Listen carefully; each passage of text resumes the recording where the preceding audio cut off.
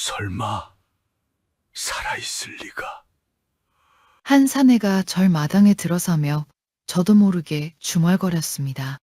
지난 보름 동안 도성은 불길과 비명에 잠겨 있었고 그 사이 이 외진절에는 아무도 남아있지 않았지요. 그가 두고 간 것은 태어난 지 석 달간 젖먹이 하나였습니다. 젖을 물려줄 사람도 품어줄 사람도 없는 빈자리였습니다.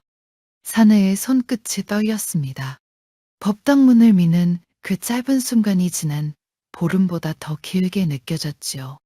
무난히 고요하다면 그 고요가 무엇을 뜻하는지 그는 너무도 잘 알고 있었습니다.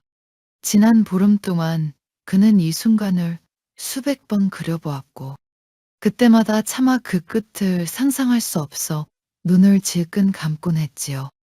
그런데 닫힌 문 안쪽에서 희미한 소리가 새어나왔습니다. 울음도 아니고 바람도 아닌 작고 여린 소리였습니다. 사내는 숨을 삼켰습니다. 지난 보름 아무도 없었을 이 절 안에서는 대체 무슨 일이 있었던 것일까요? 좋아요와 댓글로 마음의 연등을 밝혀주세요.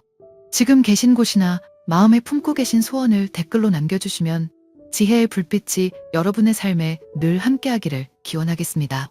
문 앞에 선 이 사내의 이름은 최은함이었습니다. 신라의 끝자락, 나라의 등불이 하나둘 꺼져가던 시절에 정보라는 벼슬을 지낸 사람이었지요. 남들이 보기에는 부족할 것 없는 살림이었지만 그의 집에는 오래도록 채워지지 않는 한 자리가 있었습니다. 밤마다 아내가 돌아누워 삼키는 한숨을 그는 모른 척 천장만 바라보았습니다. 자식이 없었던 것입니다. 그 텅 빈 방 한 구석에는 언젠가 쓰려고 아내가 지어둔 작은 간보 하나가 개켜져 있었습니다. 몇 해가 지나도록 한 번도 아비를 감싸보지 못한 채 그저 자리만 지키고 있던 천이었지요. 아내는 이따금 그 천을 꺼내 먼지를 털고 다시 개켜두었고 최은함은 그 모습을 볼 때마다 아무 말 없이 방을 나서곤 했습니다. 최은함의 나이가 40을 넘기자 자식에 대한 바람은 조바심을 지나 아픔이 되었습니다. 대를 잇지 못한다는 말이 그의 등 뒤에서 소리 없이 따라다녔지요. 잔칫집에 가면 사람들은 아이 이야기를 꺼냈다가 그의 얼굴을 보고는 말끝을 흐렸고 그럴 때마다 최은함은 애써 술잔을 들어 올렸습니다. 아내는 사람들의 눈을 피해 웃었고 그 웃음 끝이 늘 조금씩 젖어 있었습니다. 집안의 밤은 유난히 길었습니다. 아내는 이웃집 담너머로 들려오는 아이 울음소리에 밤새 뒤척였고 최은함은 그런 아내의 등을 바라보며 말없이 천장만 올려다보았지요. 두 사람 사이에는 차마 입 밖에 내지 못한 말들이 이불처럼 무겁게 쌓여갔습니다. 어느 날 길에서 만난 한 노스님이 그의 굳은 얼굴을 오래 바라보다 말했습니다. 자식을 구하려거든 낭산의 중생사로 가보시오. 그곳 관세음보살께 지극한 마음을 올려보시오. 다만 반쪽 마음으로는 아니되어 온 마음을 다해 그 이름을 부르셔야 하오. 그 한마디가 마른 땅에 떨어진 물방울 같았습니다. 최은함은 아내의 손을 잡고 낭산 서쪽 기슭으로 올랐지요. 이리를 닮았다 하여 낭산이라 불리던 그 나지막한 산에 중생사의 관음상이 고요히 서 있었습니다. 세월에 씻긴 돌부처의 얼굴은 여인의 그것처럼 부드러웠고 그 앞에 서자 최은함은 까닭물을 위안해 목이 메었습니다. 부부는 100일을 기약하고 절에 머물렀습니다. 새벽이면 찬물로 몸을 씻고 관음상 앞에 엎드려 이름을 불렀지요. 관세음보살, 관세음보살. 입술이 부르트도록 그 이름을 부르는 동안 최은함은 자신이 무엇을 비는지조차 잊고 그저 부르고 또 불렀습니다. 기도가 길어질수록 몸은 여위어 갔습니다. 무릎이 헐고 목소리가 갈라졌지만 두 사람은 하루도 거르지 않았지요. 어느 새벽에는 최은함의 마음에 문득 의심이 스쳤습니다. 돌로 된 부처가 어찌 사람의 소원을 듣겠는가? 이 모든 것이 헛된 정성은 아닌가. 그러나 곁에서 흔들림 없이 이름을 부르는 아내를 보며 그는 다시 이 말을 바닥에 대었습니다. 아내는 절에 오르던 날 그 낡은 간보를 품에 넣어 왔습니다. 밤마다 그 천을 무릎 위에 펴놓고 손으로 쓸어내리며 기도했지요. 마치 그 안에 이미 아기가 누워있기라도 한 것처럼 조심스럽고도 간절한 손길이었습니다. 여보, 나는 이 강보에 아기를 눕혀보는 게 소원이에요. 아내의 나직한 말에 최은함은 아무 대답도 하지 못했습니다. 그저 그 여윈 손 위에 제 손을 포기할 뿐이었지요. 두 사람의 정성이 관음상 앞에 촛불처럼 흔들리면서도 꺼지지 않고 밤을 밝혔습니다. 100일째 되던 밤이었습니다. 두 사람의 꿈속에 흰 옷을 입은 이가 나타나 말없이 아기 하나를 건네주고는 고요한 눈빛으로 돌아섰습니다.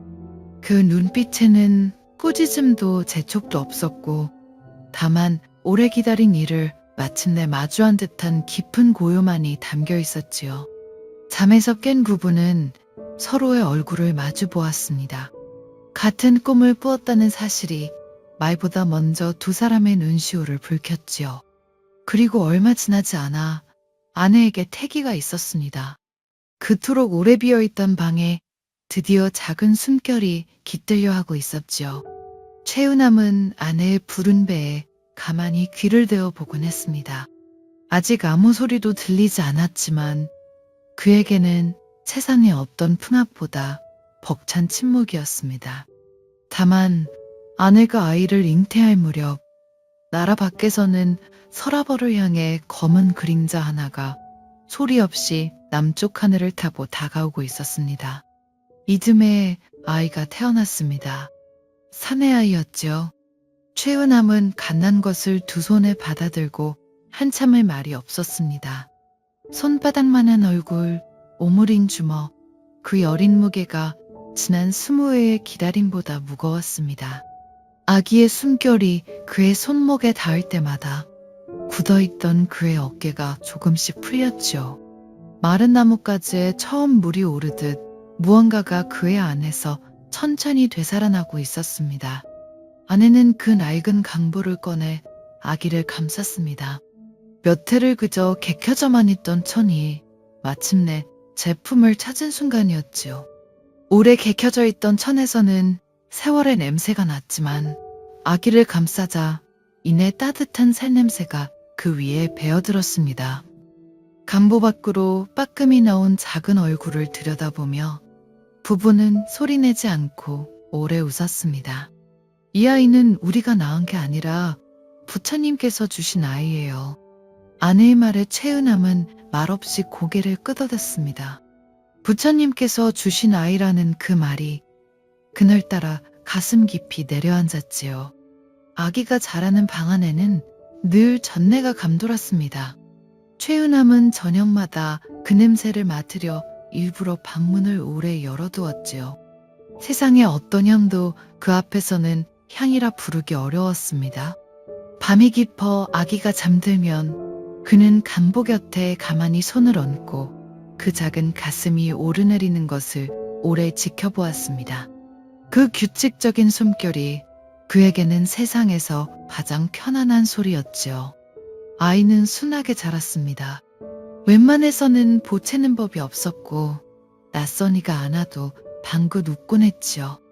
이웃들은 그 아이를 두고 부처님이 점지한 아이라 그런지 남다르다며 덕담을 건넸습니다.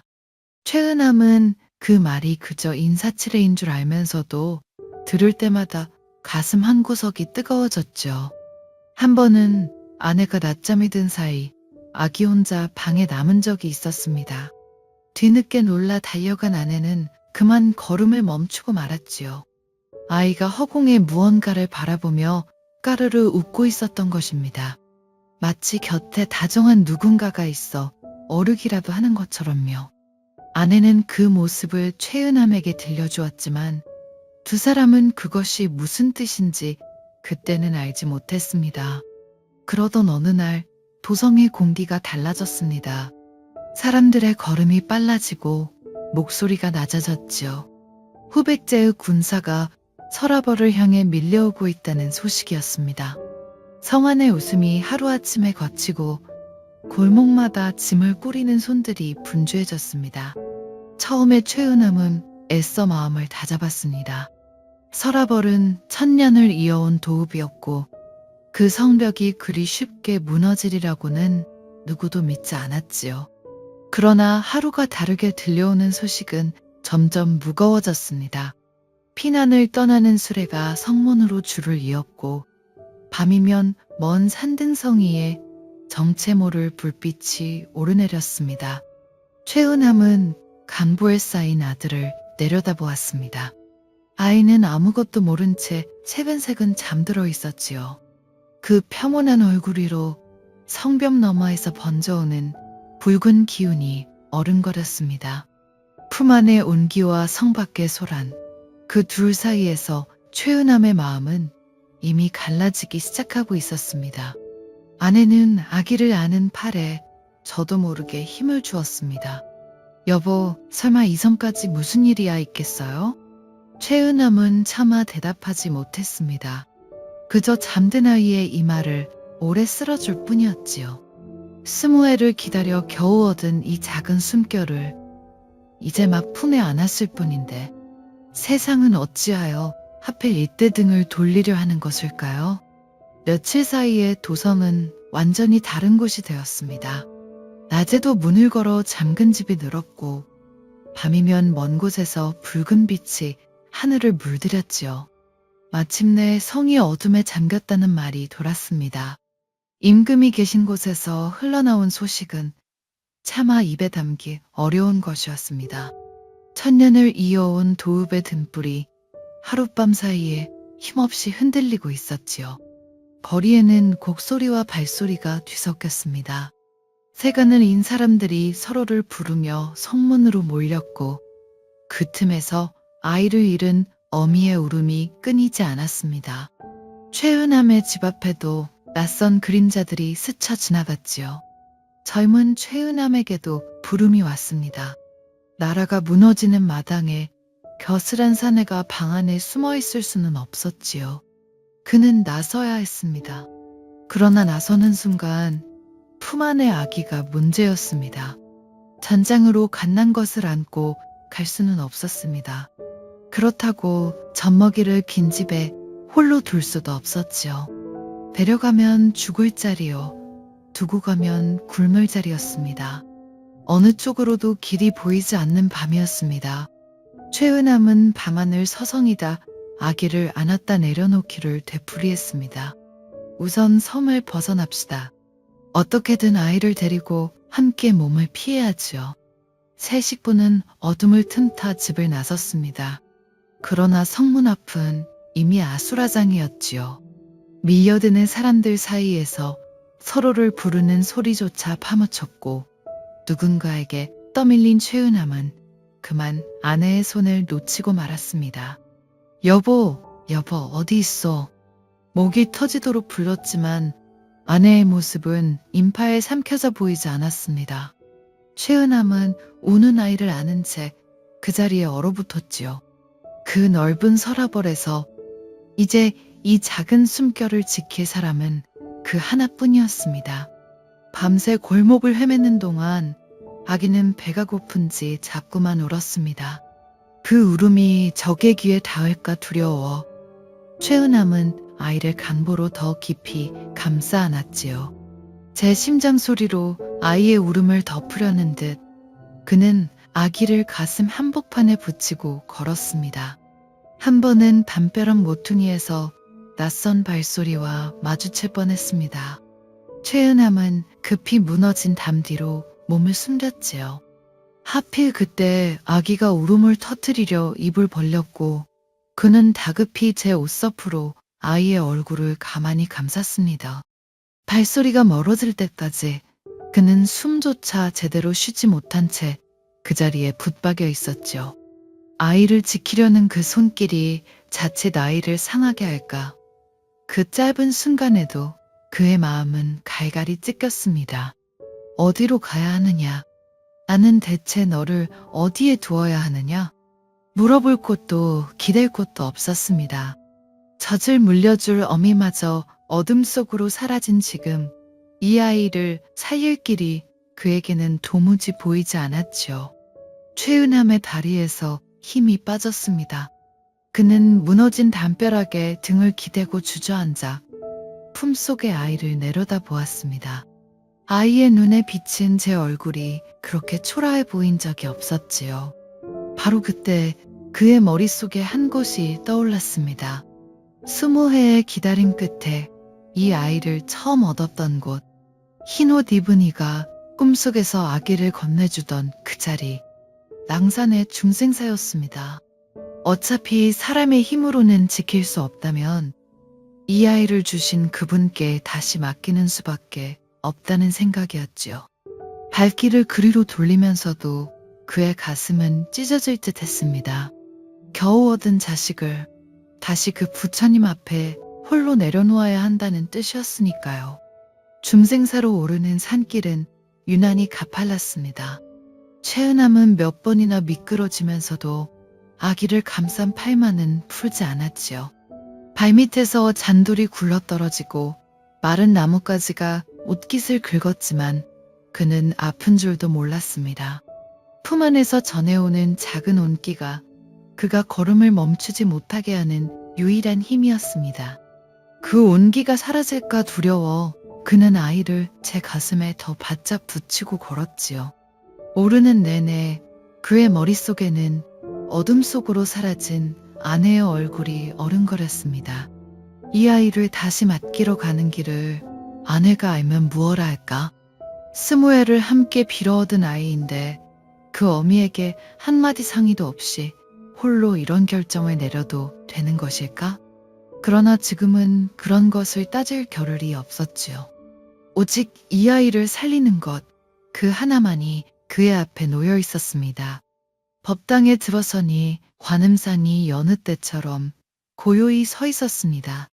성 밖의 아우성이 거짓말처럼 닿지 않는 자리였지요.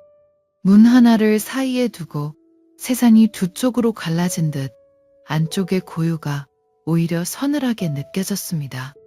그 고요 앞에서 최은함은 무릎이 꺾였습니다. 그는 강보째 아기를 관음상 발 아래 내려놓았습니다. 손을 떼는 순간 제 몸의 한 조각을 떼어 내려놓는 것 같았지요. 아기는 낯선 서늘함에 잠깐 몸을 뒤척였지만 곧 다시 잠들었습니다. 그 무심한 잠결이 오히려 최은함의 가슴을 후볐지요.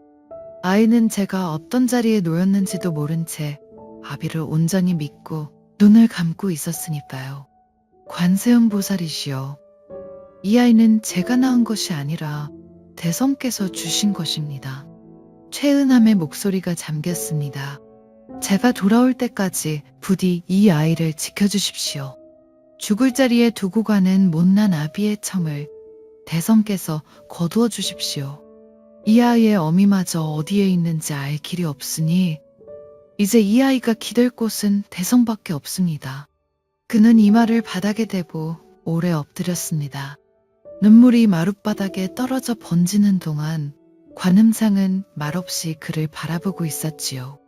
그 고요한 눈빛이 꾸짖는 것인지 품어주는 것인지 최은함은 알 수 없었습니다.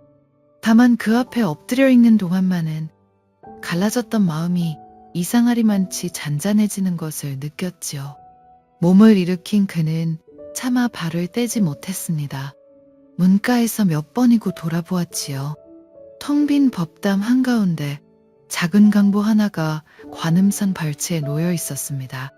그 흰 천이 넓은 법당 안에서 얼마나 작아 보였는지 최은함은 평생 그 모습을 잊지 못했습니다. 한 걸음을 옮길 때마다 뒤에서 아이가 부르는 것만 같아 그는 10걸음을 걷고 다시 멈춰서기를 되풀이했지요. 마침내 그가 문을 닫고 산을 내려가자 법당에는 오직 잠든 아기와 고요한 관음상만이 남았습니다. 이윽고 해가 지고 산속에 어둠이 내렸습니다. 낮 동안 새어들던 빛이 사라지자 법당은 먹을 풀어놓은 듯 캄캄해졌지요. 밤이 깊어지며 산바람이 문풍지를 흔들었고 아기는 이따금 몸을 뒤척이며 여린 소리로 칭얼거렸습니다. 배가 고픈지 어미의 품이 그리운지 아이의 울음은 점점 커져갔지요. 그런데 울음이 가장 높아지려던 그 순간 법당 안의 공기가 문득 달라졌습니다. 서늘하던 마룻바닥에 어디선가 온기가 번지기 시작했고 관음상 언저리에 아주 옅은 빗무리가 어렸지요. 간보 속의 아기는 무엇에 안긴 듯 울음을 뚝 그치고 이내 새근새근 잠이 들었습니다. 마치 보이지 않는 누군가가 그 곁에 다가와 앉기라도 한 것처럼 말입니다. 산을 내려온 최은함은 곧 어지러운 세상 속으로 휩쓸려 들어갔습니다. 무너진 성을 수습하는 일에 손이 열이라도 모자랐고 길은 곳곳이 끊겨 있었지요. 그는 하루에도 몇 번씩 낭산 쪽 하늘을 올려다보았습니다. 사흘이면 돌아가마, 사흘만 견뎌다오. 그러나 사흘은 닷새가 되고 닷새는 다시 열흘이 되었습니다. 오가는 길목마다 군사가 막아섰고 도성을 벗어나는 것조차 목숨을 거는 일이었지요. 날이 하루씩 더해질 때마다 최은함의 가슴에는 돌 하나씩이 얹혔습니다. 그의 머릿속에서 자꾸만 그 작은 강부가 떠올랐습니다. 젖도 물도 없는 빈절에서 갓난 것이 열흘을 어찌 견딘단 말입니까? 밤마다 그는 잠을 이루지 못하고 두 손으로 얼굴을 감쌌습니다. 눈을 감으면 관음상 발치에 놓인 흰 천이 떠올랐고 그 천이 점점 차갑게 식어가는 환영에 그는 소스라쳐 깨어나곤 했지요. 내가 아이를 지킨 것이 아니라 버린 것은 아니었을까? 한 번 든 그 생각은 독처럼 번졌습니다. 관음께 맡긴다던 그 믿음이 실은 제 발이 편하려는 핑계는 아니었을까? 정말 자식을 사랑하는 아비였다면 어떻게든 품에 안고 갔어야 하는 것은 아니었을까? 그는 자신을 갉아먹는 물음 앞에서 몇 번이고 무너졌지요. 한편 그 어지러운 밤에 남편의 손을 놓쳐버린 아내도 서라벌 어딘가를 헤매고 있었습니다. 인파에 떠밀려 성 밖으로 나온 그녀는 남편과 아이의 이름을 부르며 온 길을 되짚었지요. 그러나 무너진 도성 어디에도 두 사람의 모습은 없었습니다. 아내는 낯선 사람들 틈에서 몇 번이나 쓰러졌다 일어났습니다. 품속에 넣어두었던 것은 예전 그 낡은 강보의 한 자락이었습니다. 아기를 감싸고 남은 천을 그녀가 부적처럼 지니고 있었던 것이지요. 그 천조각을 손에 쥘 때마다 아내는 이를 악물고 걸음을 옮겼습니다. 어떻게든 살아서 내 아이를 다시 품에 안아야 한다는 일념 하나였습니다. 낯선 마을에서 하룻밤을 얻어 자던 날, 아내는 그 집 안압에게 사정을 털어놓았습니다. 남편과 아이를 잃어버렸다는 말에 안악은 딱하다는 듯 혀를 차며 말했지요. 이 난리에 갓난 것을 잃었으면 어미 마음이야 오죽하겠소. 허나 너무 애태우지 마오. 사람 목숨은 하늘에 달렸고 또 부처님 손에 달렸다지 않소. 부처님 손이라는 그 한마디가 아내의 마음에 뜻밖의 불씨를 지폈습니다. 우리 아이는 본디 관음보살께서 주신 아이가 아니던가? 그렇다면 그분께서 끝까지 거두어 주시지 않겠는가? 아내는 그 믿음 하나에 기대어 다시 몸을 일으켰습니다. 두 사람은 서로가 살아있는지도 모른 채 각자의 어둠 속을 걷고 있었습니다. 그들이 다시 만날 수 있을지, 그 아이가 무사할지는 그 누구도 알 수 없었지요. 한편 최은함은 하루라도 빨리 낭산으로 돌아가려 안간힘을 썼습니다.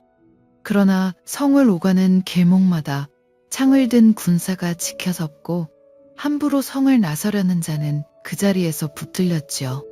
한 번은 그가 어둠을 틈타 성벽을 돌아나가려다 순찰하는 무리에게 발각되어 하마터면 큰 화를 입을 뻔했습니다.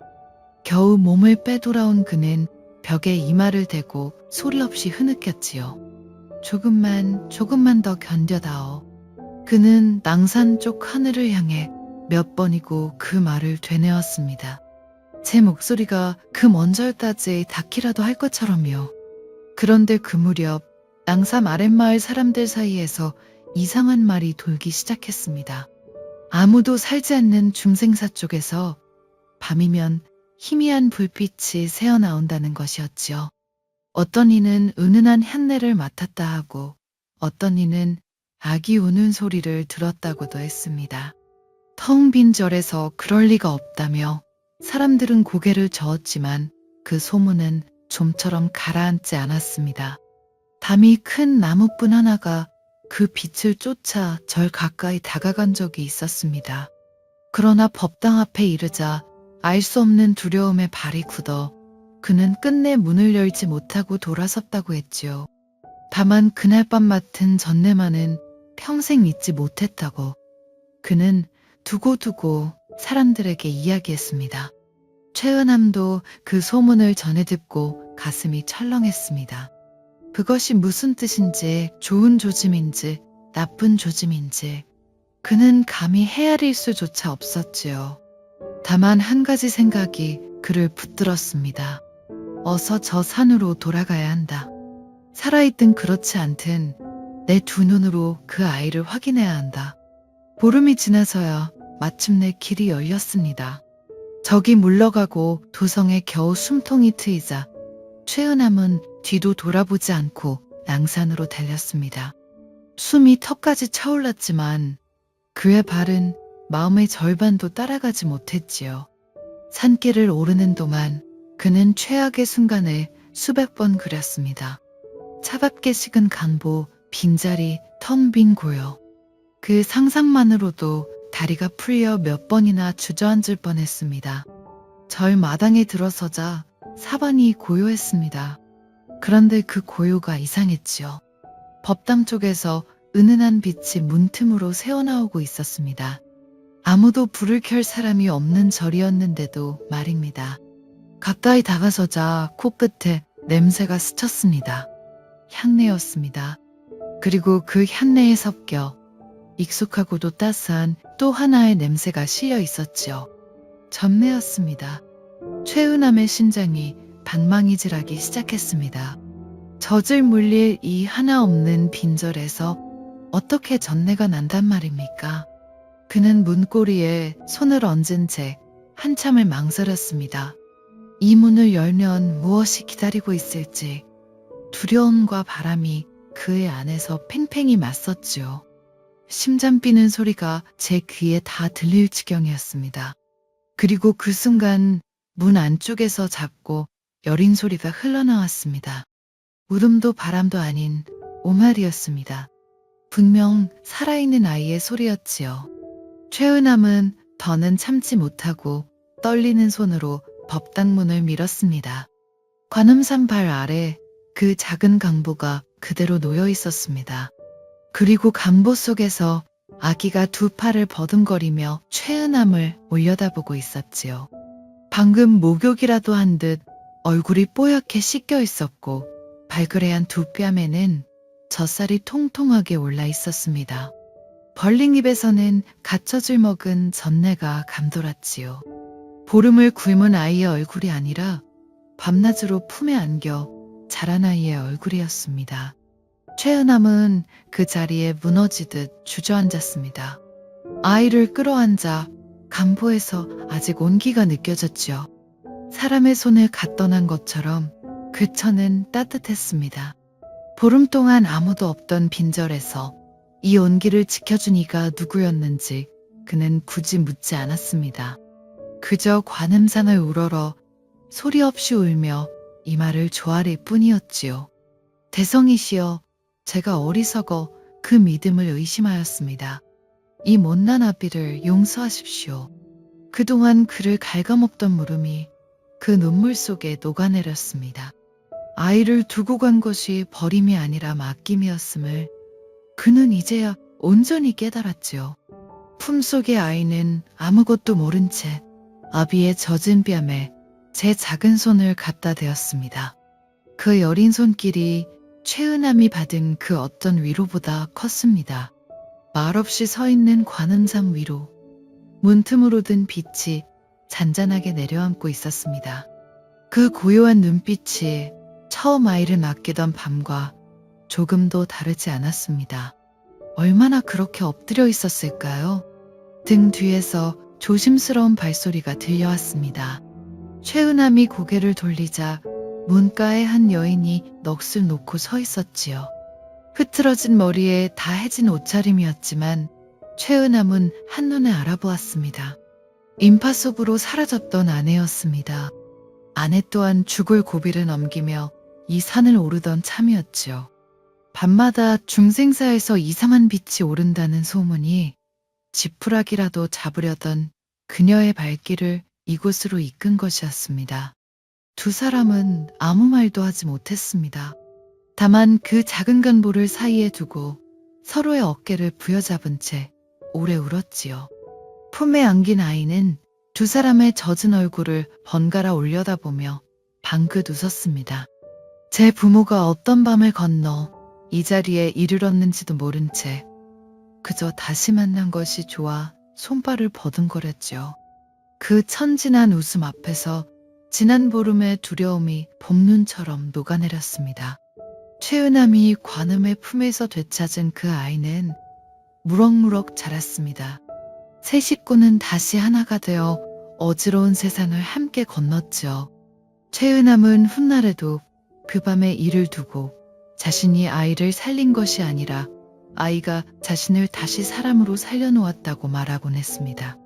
아이는 총명하기가 또래의 견주리가 없었습니다. 나라가 고려로 넘어가던 해에 아이는 10살이었고 새 임금 앞에서 글을 읽어 그 자리에 있던 사람들을 놀라게 했지요. 훗날 그는 임금 곁에서 나라에 큰 기틀을 세운 재상이 되었습니다. 그 이름이 바로 최승로였습니다. 빈절에 홀로 남겨졌던 젖먹이가 한 시대를 떠받친 기둥으로 자란 것이지요. 세월이 흘러 최승로의 손자 최재하는 오래도록 무너져 있던 천룡사를 다시 일으켰습니다. 제 집안이 관음의 자비로 이어졌음을 잊지 않았던 것이지요. 지금도 경주낭산 기슭에 오르면 그 옛 중생사의 자취가 남아있습니다. 오랜 세월 땅에 묻힌 채 흩어져 있던 그 관음사는 다시 온전한 모습으로 맞추어져 국립경주박물관 뜰에 고요히 서 있습니다. 천년이 지나도록 그 앞에 두 손 모으는 발길은 끊이지 않고 있지요. 낭산에 부는 바람 속에는 아직도 빈절에서 아기를 씻기고 먹인 그 고요한 손길의 자취가 남아있는 듯합니다. 최은함이 빈 법당 앞에 두 손을 모았던 그 마음은 천년이 지난 오늘도 우리 곁에 그대로 살아있습니다. 부처님께서는 법화경 관세음 보살 보문품에서 이렇게 말씀하셨지요. 만일 한량없는 중생이 온갖 괴로움을 받을 때 이 관세음 보살의 이름을 듣고 일심으로 그 이름을 부르면 관세음 보살이 곧 그 음성을 듣고 그들을 다 벗어나게 하느니라. 일심으로 그 이름을 부른다는 것은 온 마음을 다해 부른다는 뜻입니다. 대단한 공양이나 화려한 말이 있어야 하는 것이 아니지요. 제 힘으로는 도저히 지킬 수 없게 된 것을 자기보다 크고 깊은 자비 앞에 온 마음으로 부르며 맡기는 것, 그것이 바로 일심입니다. 우리는 살면서 그런 순간을 만납니다. 아무리 애를 써도 내 손으로는 어찌할 수 없는 일 앞에 서는 순간이 있지요. 병든 자식을 밤새 지켜보는 어머니의 마음, 멀리 떠나보낸 아이의 안부를 기다리는 아버지의 마음. 그 마음이 향할 곳을 찾지 못할 때 우리는 아무것도 할 수 없는 자신이 미워 애먼 두 손만 쥐었다 폈다 합니다. 관세음 보살의 자비는 우리가 얼마나 훌륭한 사람인지를 묻지 않습니다. 얼마나 많이 가졌는지, 얼마나 옳게 살았는지를 따지지 않지요. 그저 괴로움에 처한 이가 온 마음으로 부르는 그 소리를 놓치지 않고 들어줄 뿐입니다. 젖도 물도 없는 자리에서 여린 목숨을 씻기고 먹인 그 손길처럼 자비는 가장 여리고 힘없는 자리로 먼저 찾아옵니다. 그러나 아무것도 할 수 없다는 그 자리가 실은 기도가 시작되는 자리이기도 합니다. 내 힘이 다한 곳에서 비로소 우리는 두 손을 모으게 되니까요. 절망의 끝처럼 보이던 그 자리가 오히려 자비가 들어오는 문이 되기도 합니다. 그러니 삶이 감당하기 어려울 만큼 무거워질 때 그 무게를 혼자 다 짊어지려 하지 않아도 됩니다. 두 손으로 움켜쥔 채 홀로 무너지기보다 내 힘으로 어찌할 수 없는 그것을 더 크고 깊은 자비 앞에 온 마음으로 부르며 맡겨보는 것이지요. 그 한마음이 바로 일심으로 이름을 부르는 일입니다. 오늘 당신의 마음에도 홀로 감당하기 버거운 무언가가 얹혀 있을지 모릅니다. 그 무거운 것을 잠시 자비 앞에 내려놓아도 괜찮습니다. 온 마음으로 부르는 그 이름이 당신 안에 켜져 있는 한 당신은 결코 혼자 그 밤을 견디는 것이 아닐 테니까요.